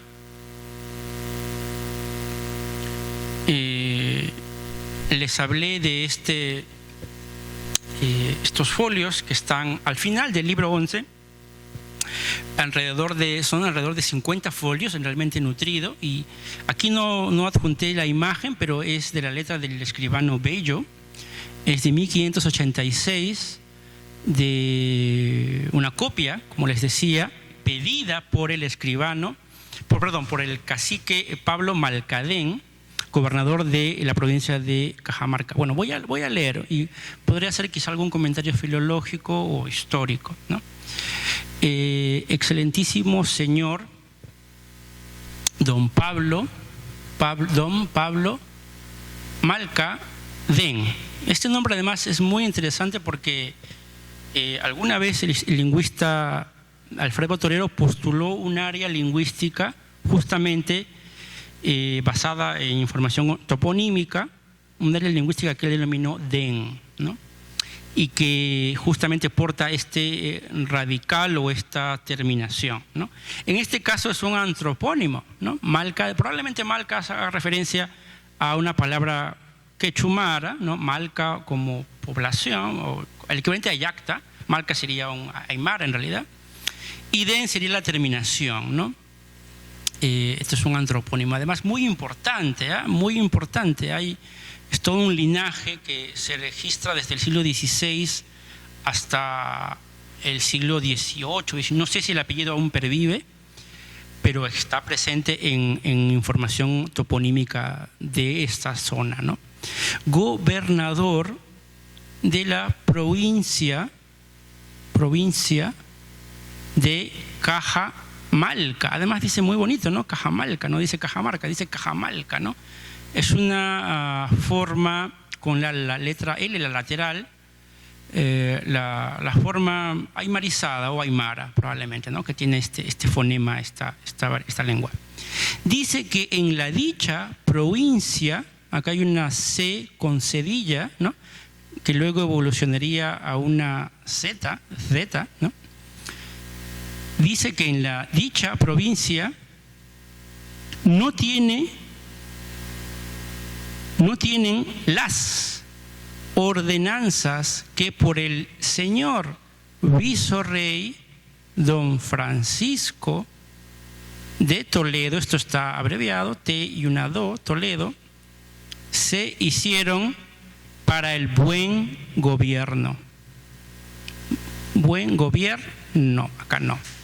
De los repartimientos de este reino, ¿no? Y acá, bueno, un ítem, ¿no? A vuestra excelencia, ¿sí?, suplica sea servido de mandar que se le dé un testimonio o traslado. Traslado es una variante de la época con tre, o sea, un traslado, una copia del, ¿no? Un traslado del para, esto es una abreviatura, PA, para que se guarde y cumpla en la dicha, creo que acá está borroso, dicha provincia, ¿no? Que en ello recibirá merced, ¿no? Y aquí ya viene propiamente bueno, la data cronológica, ¿no? En la ciudad de los reyes, en 20 días, acá hay una A y una S larga, del mes de julio de 1586 años. ¿Se dan cuenta? Estas ordenanzas son de esos años. Habiendo visto su excelencia, y aquí tiene que haber, pues, está roto, la petición, ¿no? Se puede reponer. La petición proveyó a ella que se le dé el traslado que pide, autorizado en pública forma, y lo rubricó ante mí, Joan Bello. En cumplimiento, esto es una abreviatura, en cumplimiento de lo cual yo, Joan Bello, aquí se puede reponer, ¿no? Joan Bello, está roto, escribano mayor de la gobernación de estos reinos del Perú, hice sacar del libro de las ordenanzas hechas por el señor virrey don Francisco de Toledo. Esto además ofrece información histórica muy importante, ¿no? Porque sabemos que las ordenanzas había un original de las ordenanzas, ¿no? Y que ese original sirvió para redactar esta copia que se mandó a Cajamarca, y sirvió, por ejemplo, para hacer copias que seguro están en España, y la de la Biblioteca Nacional que editó luego Loman y otras probablemente, pero el original parece que no se conservó. Hechas por el señor virrey don Francisco de Toledo, el dicho traslado, que es del tenor siguiente, ¿no? Y aquí está: ordenanzas que el excelentísimo señor don Francisco de Toledo hizo para todos los repartimientos y pueblos de los indios de estos reinos y provincias del Perú, ¿no? Y bueno, podemos leer quizás algunas líneas más.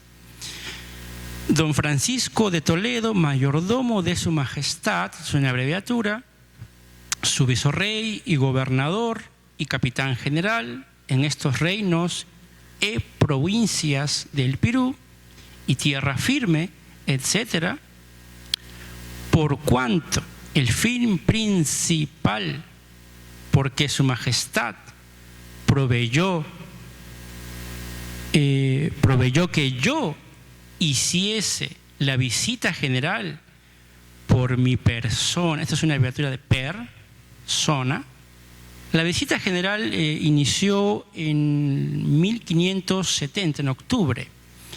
Y bueno, el virrey comenzó en Lima, llegó al Valle de Jauja, estuvo 2 semanas en Jauja, continuó, en realidad bordeó Huancavelica, pasó por Huamanga, dio también ordenanzas de minas y, como seguro también saben, tenía también la misión de sofocar de manera definitiva los restos de la rebelión de los incas de Vilcabamba, ¿no? Al final, al inca Túpac Amaru I le cortan la cabeza, ¿no?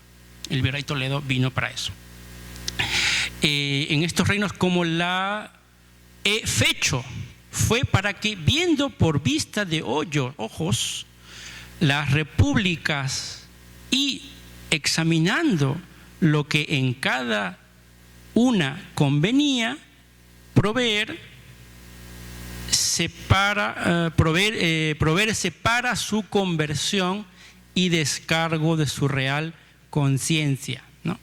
Con parecer de los visitadores, comisarios y demás personas de ciencia y experiencia, ¿no? Bueno, voy a hacer un salto para leer,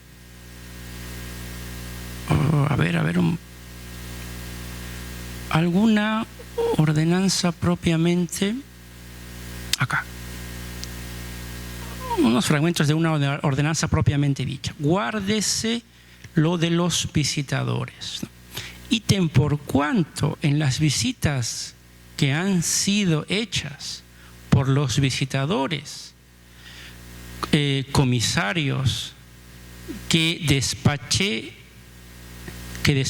se determinaron mucha suma de pleitos, así de chácaras, de maíz, como de tierras, de pastos, de ganados, que llaman moyas. Acá hay un término en lengua nativa, en quechua, moya, ¿no? Y soy informado que en algunas partes los indios son tan atrevidos que van contra las determinaciones hechas por los visitadores, comisarios.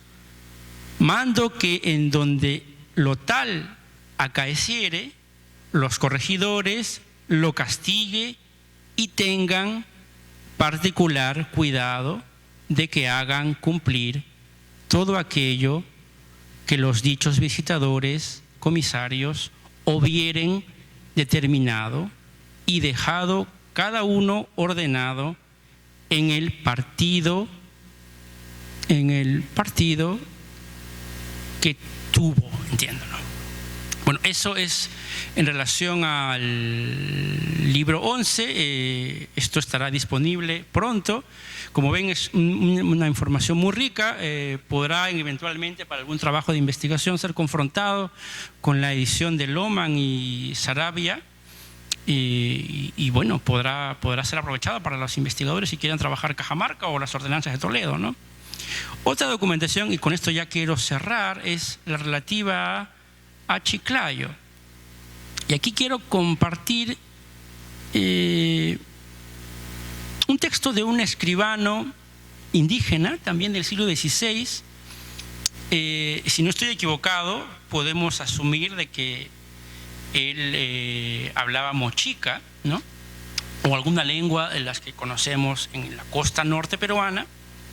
y además es un personaje por su apellido muy importante, porque muy probablemente es antepasado de un famoso procurador del siglo XVIII, Alberto Chosop. Nos referimos en este caso a el escribano de Cabildo, Hernando Chosop. Aquí aparece su firma. Acá aparece una firma, Hernando Chosop, firma en realidad.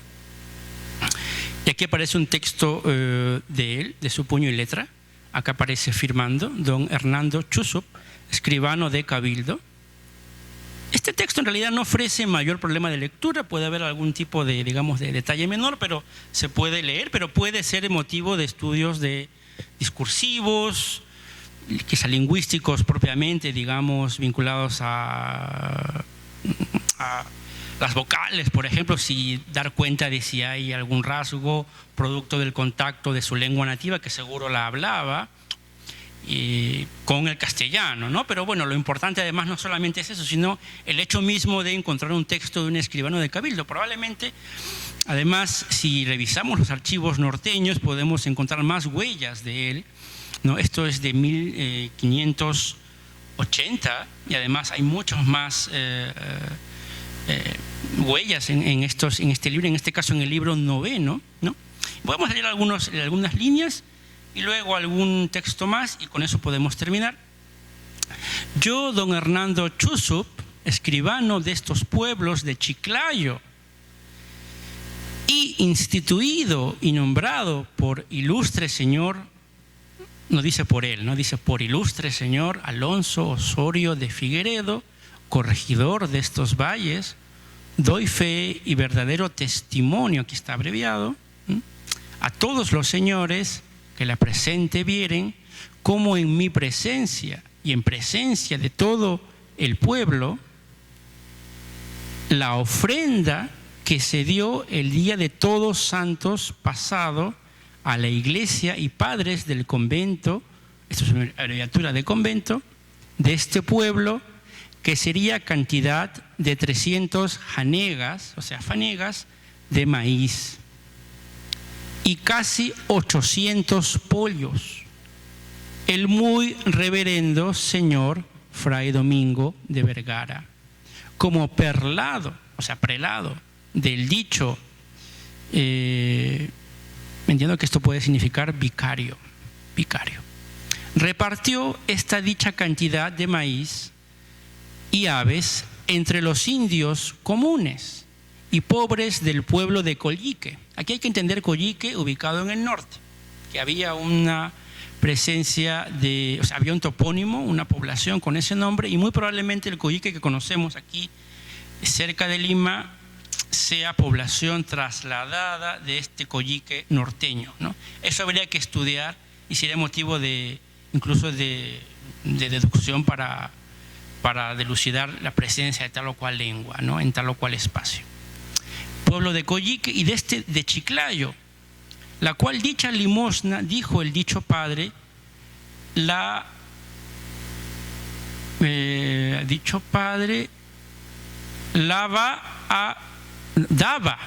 a los dichos indios por amor de Dios. Y demás de esto, doy fe que delante de mí se hizo cuenta y averiguación al tiempo que se quería partir los padres que se querían. Aquí parece que hay una tilde que busca reflejar la nasal, o sea, la forma verbal querían. No. Partir los padres Fray Francisco de Rama y Francisco de Madrigal.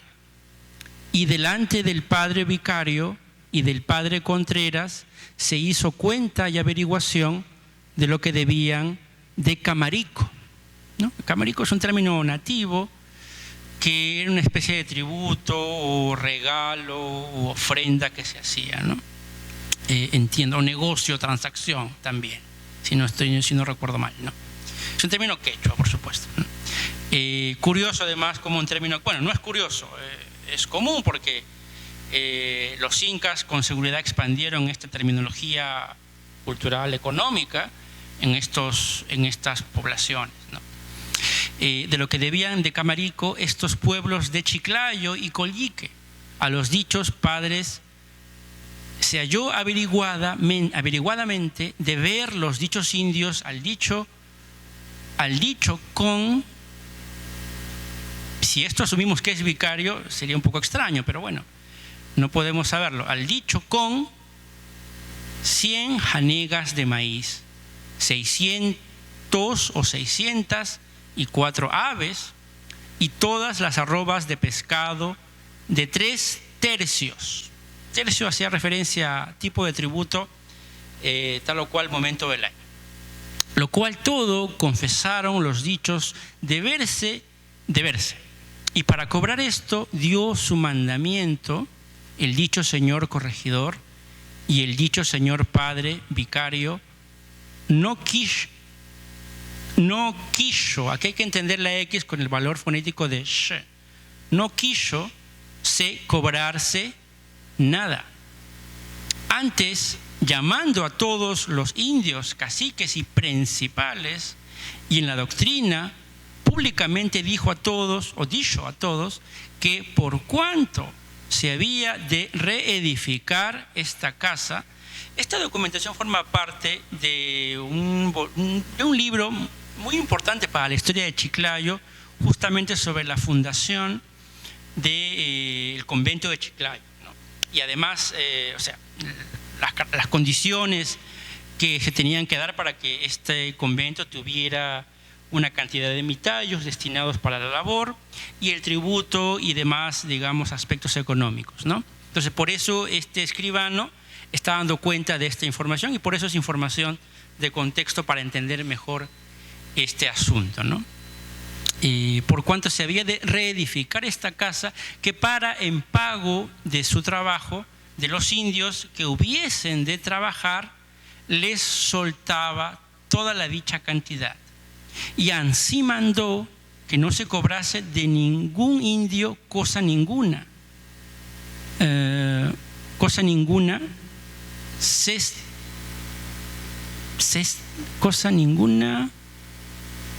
de esta o de esto, dicho maíz, ¿no? Acá es bien extraño porque si dice de esta,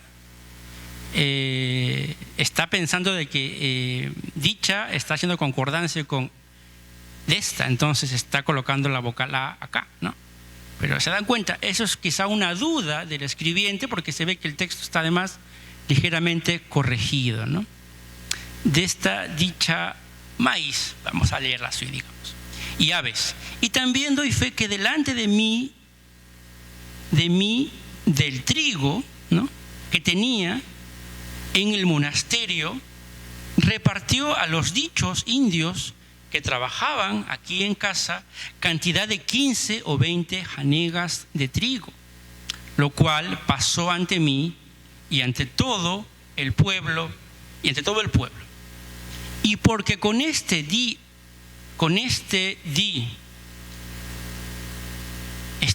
es interesante, ¿no? Porque ¿cuál es el sentido de este día en este fragmento?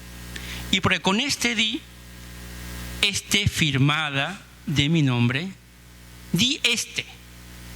Probablemente se refiere, aquí está, digamos, suprimido, di este testimonio. Firmado debiera ser, pero aquí dice firmada, está quizá confundiendo la derivación. Firmada de mi nombre, que es fecho en el dicho pueblo, hoy 1 de marzo de 1581 años. Para más testimonio de ser todo lo contenido verdad, lo firmó de su nombre el señor corregidor. Aquí está el corregidor Alonso Osorio de Figueredo y el escribano don Hernando Chuso, escribano de Cabil. Bueno, no quiero aburrirlos más, pero bueno, esto ha sido una pequeña muestra documental. Mañana podremos, acá hay otro texto de don Hernando, realmente muy interesante, más extenso, con una grafía ligeramente distinta, firma sin su apellido en este caso. Y es interesante porque en muchos casos, cuando algunos escribanos indígenas firmaban sin el apellido, a veces nos hacen dudar de si ellos eran indígenas o no. A veces también, y esto seguro quienes trabajan con documentos históricos lo saben, muchos indígenas tomaban nombres, sea porque los bautizaban o porque quizá adultos ya ellos decidían cambiar de nombre. Esto no era extraño. Muchos indígenas eran indígenas, pero tenían nombres castellanos. Pedro López, pongamos. Pero era indígena. Entonces, en muchos casos, eso nos juega una trampa para desechar esta información como de un indígena, ¿no? ¿Y qué más quería mencionar? Bueno, esto es la documentación del siglo. Este es un documento importante, ¿no? Al corregidor de Trujillo, que compela y apremie a Diego de Vega y a Luis de Atienza a que paguen 600 pesos para la obra de la casa o monasterio de San Francisco, que nuevamente se hace en medio de los repartimientos de Coyique y Cinto, encomendados en los susodichos. A que los caciques e indios de ellos den para la dicha obra 20 indios y 2 carpinteros, conforme a la cédula real mandamiento del Marqués de Cañete, tasación aquí inserta. Bueno, muchas gracias.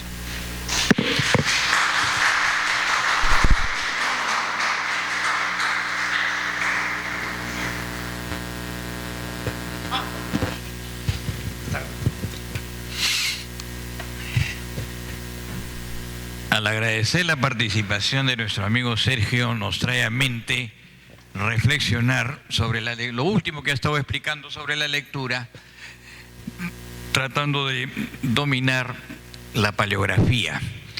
Recordamos, mi querido Sergio, los grandes paleógrafos últimamente que hemos tenido, el padre Antonio San Cristóbal, que se lucía con documentos antiguos y los traducía rapidísimo. Lo mismo que el historiador y embajador Guillermo Londman, ¿no? De grata recordación. Este viene a ser también un homenaje para ellos. ¿Alguna pregunta, alguna inquietud para hacerle al amigo Sergio, por favor, con respecto a su exposición? Sí, cómo no, doctora.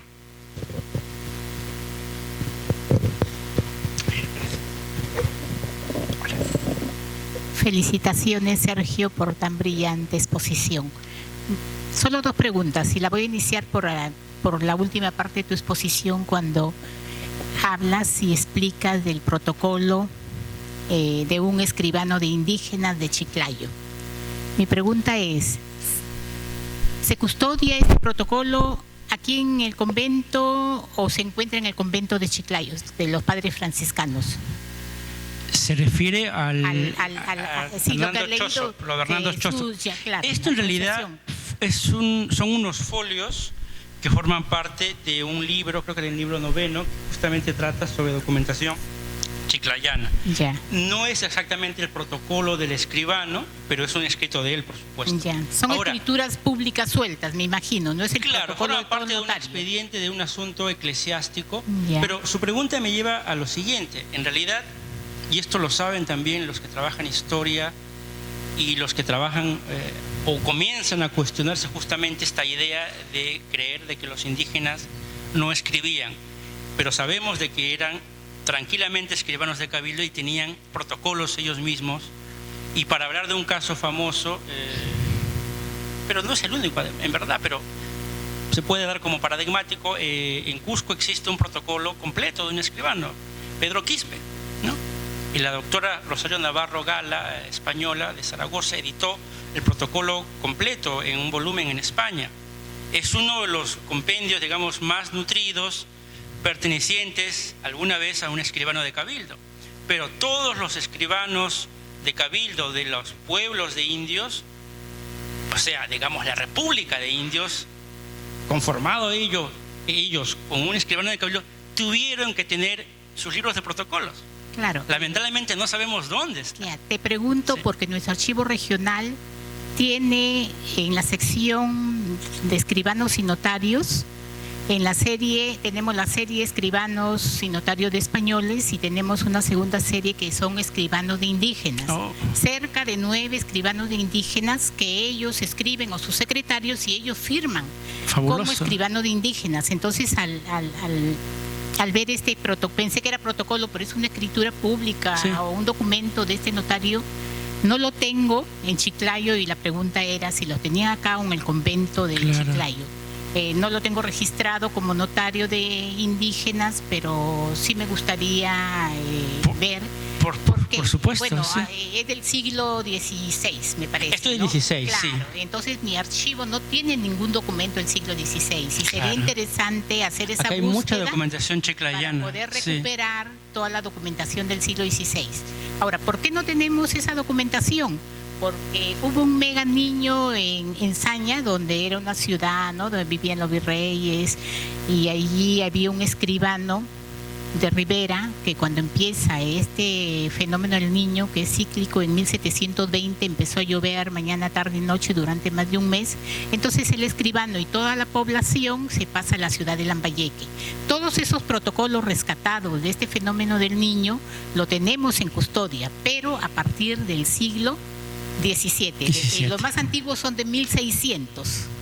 Entonces sería importante, y va a ser una tarea, y espero que me ayuden todos, de poder recuperar ese protocolo o alguna información de un escribano de origen un indígena, probablemente mochica, claro, que hablaba quizás más lenguas. Así es, Otro caso bonito, importante, es el caso de Cajamarca, porque quien ha estudiado Cajamarca, Luis Andrade, desde el aspecto lingüístico y en la historia, Ode Argus, y bueno, y antes que ella, no, por supuesto, Valdemar Espinosa y muchos otros historiadores que han registrado los fondos del Archivo Regional de Cajamarca, conocen los protocolos del escribano carguaraico, ¿no?, que son además un linaje muy importante.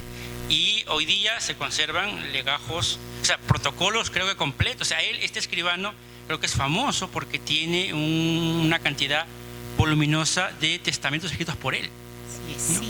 Hay historiadores, como esta documentación es inédita en realidad, ya están estudiando sobre testamentos, digamos, redactados ante estos notarios de escribanos indígenas, y por supuesto quienes dan esos testamentos o quienes dejan esos testamentos son los caciques, claro, ¿no?, del cabildo de indígenas.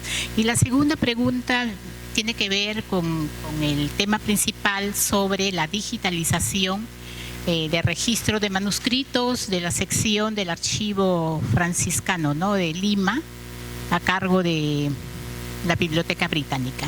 Nuestro archivo ha tenido la oportunidad de coordinar, vía convenio con la doctora Natalia Sobrevilla, que es la representante de la Biblioteca Británica en el Perú, y logramos firmar un convenio donde se ha digitalizado más de 20.000 folios de los periódicos antiguos de Chiclayo que datan del siglo XIX, de 1847, es el periódico más antiguo, hasta mediados del siglo XX.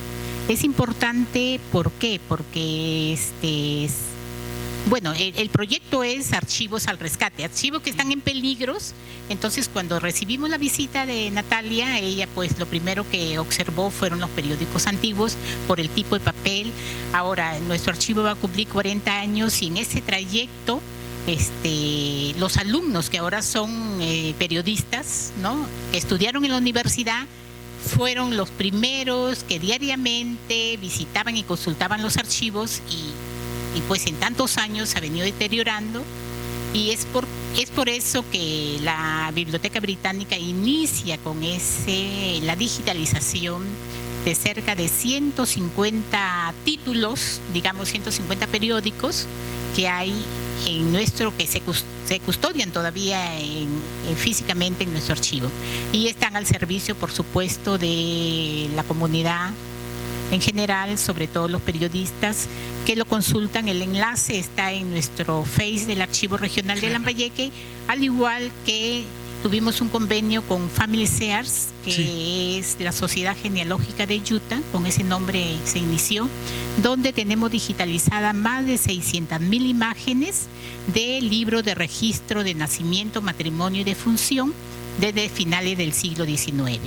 El año pasado hemos iniciado la digitalización del Fondo Judicial de Cabildo, Corregimiento y Partido, y eso gracias a la cooperación iberoamericana, Iberarchivos de España, que durante la época del fenómeno Yaku nos apoyaron a los archivos del norte, brindándonos desde el mes de marzo asistencia técnica a través, por supuesto, del Archivo General de la Nación, de la Dirección de Conservación.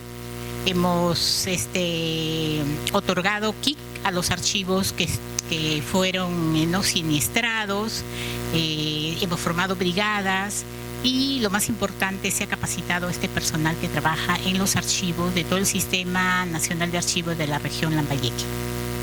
Bueno, la felicito, gracias. Y en efecto, creo que podremos luego compartirlo. El año pasado disertó en este ciclo también la doctora Sobrevilla y habló justamente de este proyecto de digitalización de la colección hemerográfica en buena parte del país, pues, ¿no? Incluye lo que usted ha mencionado, por supuesto, un trabajo titánico. Y ahora, bueno, está ella también con otros proyectos de digitalización, entiendo, ¿no? Sí. Muchas gracias.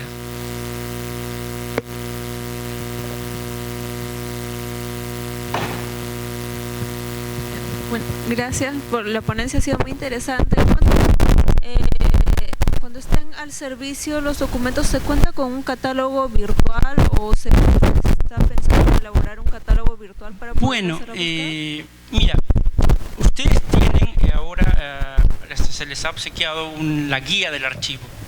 Esta guía, digamos, de alguna manera va a ser mejorada con la información de la metadata que estamos generando, como la información descriptiva que acompaña la información digital. Así que de alguna manera va a mejorar en cierto sentido la descripción que ustedes tienen ahí de los libros. Ahora bien, en proyectos pasados se hicieron descripciones detalladas de cada uno de los libros, y esos libros, esos catálogos están disponibles hoy día en el archivo internamente. Sin embargo, por las cuestiones que he mencionado y que seguro también ustedes conocen, estos catálogos tienen problemas en su descripción. Entonces, si bien pueden ser útiles, si van a revisarlos en el archivo requiere un cuidado porque pueden encontrarse con, digamos, información imprecisa que puede, digamos, desviarlo de su investigación. Esto probablemente se deba a que los originales que fueron confeccionados por la señora Ana María Vega, antigua archivera del Archivo Franciscano, no tuvo ella control de los catálogos o las versiones finales que hoy día conocemos porque falleció.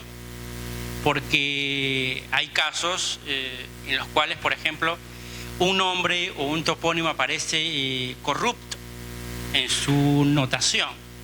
Entonces, puede ser útil, pero puede también ser muy peligroso guiarse de esa información para encontrar un dato, ¿no? Ahora bien, nosotros estamos también fomentados por el impulso del proyecto, elaborando nuevos catálogos, y estos estarán disponibles también. Y creemos y queremos, es el impulso también del padre Luis Ábalos, que esta información esté disponible, probablemente en la web pueda acompañar, porque sería lo ideal, ¿no? Que esté el libro con 1000 imágenes, esté el descriptor de la metadata general, y yo tenga el catálogo al costado, bueno, el folio 15 al folio 17, pleito por la doctrina de tal, en tal lugar, tal año. Entonces yo voy con ese dato me voy a la imagen tal y encuentro el asunto. Si no tengo el catálogo no lo voy a encontrar. Aunque el índice de los libros ayuda un poco, pero también tiene imprecisiones, porque fue elaborado no con criterios, digamos, tan precisos en siglos pasados, ¿no? Pero en resumen, en los catálogos es la idea de que estén disponibles, que se terminen por cada uno de los libros y, bueno, que estén a disposición de los investigadores. Hasta quién sabe puedan publicarse como libro alguna vez también, ¿no? Pero ojalá que como Excel o PDF estén disponibles. Sí.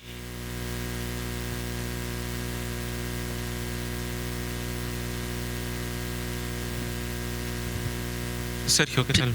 Felicitaciones por tu exposición. Muchas gracias. Te quiero hacer una consulta en torno ciertamente a lo que se ha trabajado, pero aparte de esto y también comparándolo con otros trabajos como el padre Julián Heras, que también hizo una revisión general, ya no sé, hace 15, 20 años tal vez, de los otros archivos de los franciscanos, también se toma en cuenta, o sea, en esta etapa del proyecto, las informaciones documentales de manera general que se pueden ubicar en otros archivos de los franciscanos en el Perú. Y yo, por ejemplo, lo veo, por ejemplo, te pongo el caso de los conventos. O sea, en el caso de Huamanga, no se sabe, se tiene rumores y conocimientos generales de que hay información documental en el convento de Santa Clara, más no se sabe qué es lo que hay ahí. Entonces, no sé si con esta parte del proyecto se ha tratado por lo menos de ver si es que se puede llegar a tener una noción de información documental en otros espacios, ¿no? Sobre todo regionales.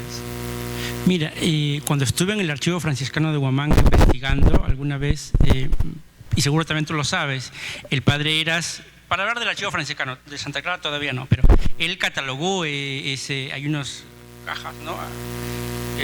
Con las fichas, y él catalogó, parece, este archivo, ¿no? Y también en algunas publicaciones, lamentablemente la obra del padre Heras está dispersa en muchos casos. A veces no es ni siquiera detectable por Google.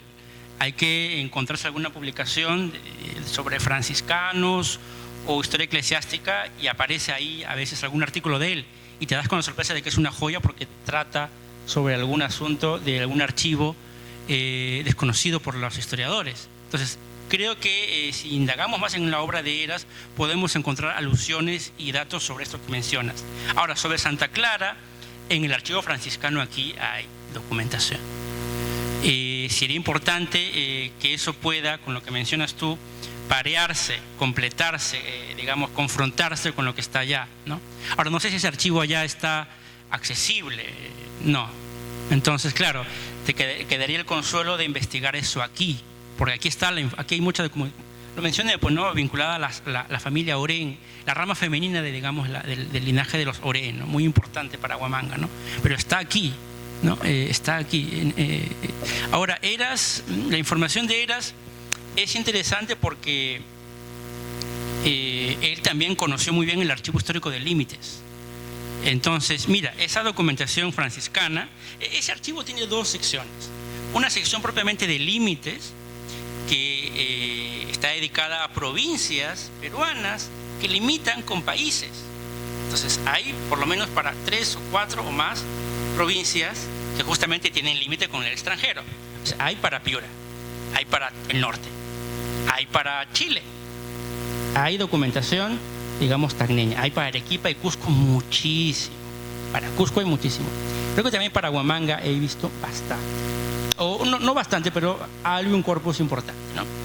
Ahora, esa es la parte de información de límites. También está la información de una colección boliviana por país, chilena, y luego una información que en realidad es miscelánea y que ha sido armada, por ejemplo, con documentación muy importante franciscana de misiones. Y en este caso, por ejemplo, documentación que fue seguro mutilada de los archivos franciscanos, ¿no? Sea porque esos conventos fueron supresos, creo que por Bolívar, y los conventos cerrados, y por los juicios que tenía el gobierno con otros países, por ejemplo con Bolivia. Esa documentación fue traída a Lima y ya nunca de vuelta a las provincias, ni menos de vuelta a los conventos. Pero en ese grueso de documentación franciscana, que digamos no es que esté mal catalogada, pero puedes encontrar información de literalmente todo el espacio franciscano donde tuvieron presencia. Tengo esa intuición. Entonces, o sea, no necesariamente es una provincia limítrofe, digamos, la selva central, aunque podría decirse que está vinculada con Brasil, pero hay documentación también. Por ejemplo, hay cosas de Martínez Compañón que están ahí, ¿no? Pero le vinculan con el Ecuador, porque se asocia a la Amazonía vinculada con litigios que tuvimos con el Ecuador, ¿no? Entonces, hay documentación de misiones franciscanas en contacto con culturas amazónicas, por ejemplo. Lo mismo para el sur peruano, ¿no? Entonces pueden haber sorpresas en ese archivo, en el archivo de límite que está acá cerca, en Carabaya, ¿no? Así que eso, Edwin.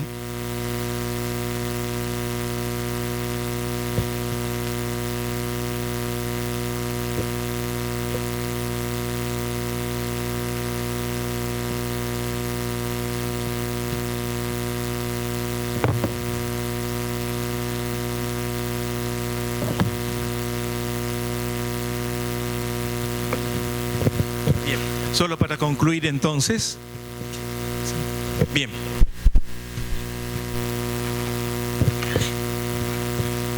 Un pequeño alcance en torno a los libros que estamos digitalizando pertenecen exclusivamente a la provincia franciscana de los 12 apóstoles del Perú. En el Perú tenemos 2 presencias franciscanas, 2 provincias franciscanas. La nuestra, 12 apóstoles, con sede aquí en Lima, y la provincia misionera de Santo Solano, con su sede en Los Descalzos. La llegada de los franciscanos, continente americano, pasando por México, la primera casa fue pasando por Piura, Lima. Luego se extendió, pues, de aquí dependía mucho lo que era Colombia, Panamá y en el sur por Bolivia. Abarcábamos todo eso, pero se han ido independizando propiamente. ¿Cuándo ocurrió la separación entre nosotros y lo de Santo Solano? 1910 por allí. Ellos venían de colegio de propaganda FIDE, donde los alumnos venían chiquitos de 11, 12 años a estudiar primaria y secundaria aquí. Por eso es que había buena presencia española, porque los enviaban. Vocaciones nativas no eran tantas, pero ustedes habrán visto de que en los templos nuestros, los grandes templos nuestros, en los coros, la sillería forman 2 filas. ¿Creen ustedes de que alguna vez hubo tantos frailes que vivieran en esos conventos? Nunca. Era para los que vivían allí, más los que venían para las misiones. Estaban de paso nada más. Aclaro. ¿Nosotros tenemos acceso a la información que tienen los descalzos? No. Hoy día se lo dio 2 veces a Santa Rosa de Ocopa. Conocí al padre Julián Eres y con él trabajé en Huancayo, cuando eran tiempos mozos en realidad, pues. Él lo conocí mucho más joven. Y él era sacerdote y yo recién estaba por postular. Pero digo que él tiene una buena información sobre nuestra provincia franciscana de los 12 apóstoles. Él pertenece a la escuela Ocopina, de Ocopa. La diferencia de los descalzos, que era otro grupo. La separación tal vez haya debido un tanto por el número de frailes que había, como también por las fricciones entre españoles y peruanos. Hay cosas serias en la historia que no podemos negar. Entonces concluyo, ¿ya? La información que estamos registrando nosotros pertenece exclusivamente a los 12 apóstoles, no a otro convento de los descalzos. Por eso que pueden haber informaciones que, ¿y qué pasaba en Gomanga? ¿Y qué pasaba? No la tenemos nosotros porque no es posesión nuestra. Tenemos, sí, algunas fuentes aquí, pero no lo tenemos todo. Ahora, para que exista una provincia se requieren de 40 religiosos, 40 frailes, de votos solemnes. Los descalzos ahorita están por allí, por ese número, todavía sobreviviendo. Significa que si disminuyen, se convierten en custodia y dependientes de una provincia que tenga más número de frailes. Esto ya se ve con el tiempo, ya se está manejando esa situación. Llevamos ya varios años en este procedimiento que no es automático el pase, sino es gradual.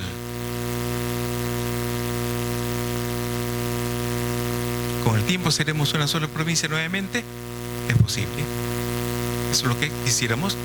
Pero por ahora, la información que estamos brindando corresponde solamente a la provincia nuestra.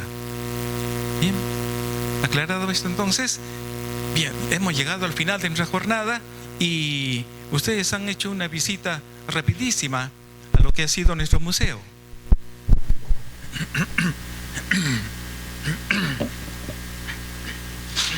Entonces, ahora, a ver, en fila de 2, con manitos atrás. A ver, vamos a... Te regalo.